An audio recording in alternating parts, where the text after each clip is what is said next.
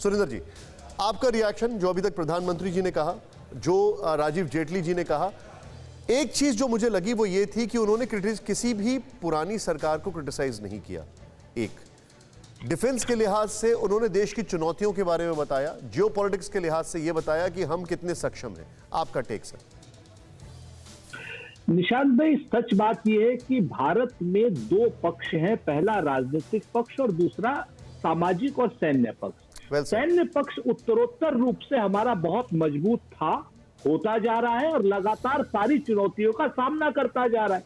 71 का वार अभी जैसे अशोक भाई ने याद दिलाया, एक पाकिस्तान के दो पाकिस्तान किए, उसके साथ साथ सिक्किम को अपने में विलय कराना, गोवा को अपने में विलय कराना, ये डिसाइसिव पॉलिसी थी हमारी विदेश नीति की भी और हमारी गृह नीति की भी। इसमें कहीं कोई भी दो राय नहीं। और कारगिल का युद्ध भी अटल बिहारी वाजपेयी जी के जमाने में जीता। जिनपिंग के अपने देश के जमीन से दुश्मनों को हटाना पड़ेगा, उससे पहले कही हुई कोई भी बात विश्वसनीय नहीं लगती। ठीक है सर, मैं थोड़ा सा फॉर्मेट आप लोगों से बात करके एक बताना चाहूंगा। मैं चाहूंगा आप दोनों एक दूसरे का काउंटर दे दें, उसके बाद जो मैं एक्सपर्ट्स हैं उनसे ओपिनियन लेना चाहूंगा। राजीव जी, आपका इस पर क्या कहना है? जो उन्होंने कुछ पॉइंटर्स बताए, उन्होंने मिजोरम असम का जिक्र किया, अफगानिस्तान का जिक्र किया, उन्होंने समिट पॉलिटिक्स का जिक्र किया। मैं अपना पर्सपेक्टिव नहीं रखना चाहता हूं, लेकिन आप इन तीनों पॉइंटर्स पे आप क्या कहना चाहेंगे? और श्रेय लेने की जो बात है कि जिसने शुरू किया उसको श्रेय मिलना चाहिए। जैसे मुझे एक बड़ा वेगली उदाहरण याद है, अगर मैं गलत नहीं हूं तो मदन लाल जी के टाइम पर दिल्ली मेट्रो को लेकर काम शुरू हुआ था, उस पर बातचीत शुरू हुई थी। शीला जी के टाइम पर मेट्रो बनी, क्रेडिट किसको गया? ये हमेशा से होता आ रहा है, अभी नहीं हो रहा है, ये बहुत पहले से हो रहा है। लेकिन राजीव जी, योर काउंटर प्लीज।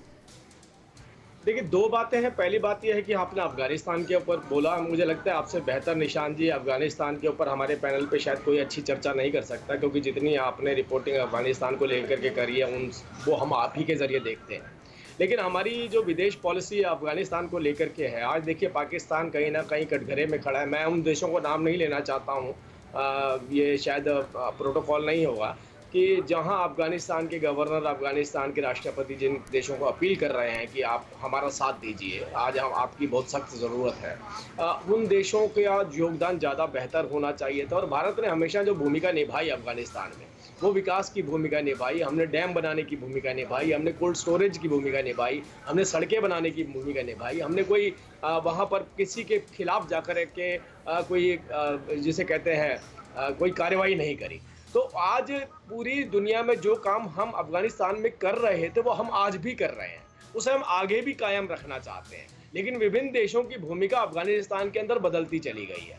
हमारी भूमिका आज भी वही है, हमारी पॉलिसी आज भी वही है। दूसरी बात आपने कही कि नॉर्थ ईस्टर्न स्टेट के लिए, देखिए नॉर्थ ईस्टर्न स्टेट पहली बार इन 4 से 6 सालों के 5 सालों के बीच में डिस्कशन का सोर्स बने। आप विश्वास कीजिए, नॉर्थ ईस्ट से आने वाले व्यक्ति को स्लैंग दिए जाते थे हमारे देश के अंदर। नॉर्थ ईस्ट से आने वाले व्यक्ति को आइडेंटिफाई नहीं किया जाता था। नॉर्थ ईस्ट के ऊपर कभी किसी राजनीतिक चैनल के ऊपर, न्यूज़ चैनल के ऊपर चर्चा नहीं हुई, किसी अखबार की सुर्खियां नहीं बनी। नॉर्थ ईस्ट तो ऐसा लगता था कि हमारे देश से कटा हुआ हिस्सा है। आज नॉर्थ ईस्ट के अंदर पूरी तरह से हमारे राजनीतिक पार्टियां भूमिका निभाती हैं, राजनीतिक पार्टियां भूमिका निभाती हैं और वहां की गतिविधियां आपके चैनल के ऊपर डिस्कस की जाती हैं। ये चीजें कभी उजागर नहीं हुई थी।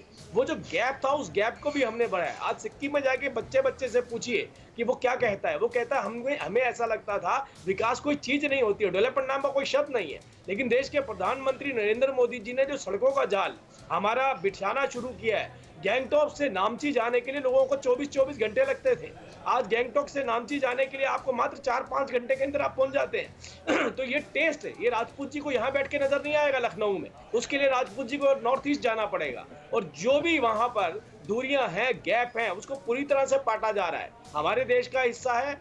हमारे देश के हिस्से के अंदर पहले चर्चाएं होती थी नेहरू जी के वक्त से। आपने देखा नागालैंड के मंत्री यहाँ आते थे, कभी भी कोई चर्चा सफल नहीं हुई थी। बड़ी लंबी चर्चा, उसके ऊपर मैं जाऊंगा तो। लेकिन आज जो जरूरत है, एक छोटा डिस्प्यूट जरूर मैं मानता हूं कि मिजोरम और असम के बीच में जो हुआ है, उसके ऊपर भी माननीय गृह मंत्री जी ने इनिशिएटिव लेते हुए मिजोरम के मुख्यमंत्री और असम के मुख्यमंत्री का दोनों का कंसर्न बनाया आपस में, उसको भी हमने दूर करिए। लेकिन मुख्य इशू ये नहीं है। मुख्य इशू ये है, नॉर्थ ईस्ट भारत का एक हिस्सा है। आज से पहले 6 साल से पहले मुझे किसी राजनीतिक पार्टी की ऐसी स्टेटमेंट किसी मंच से दिखा दी जिसने नॉर्थ ईस्ट बोला हो।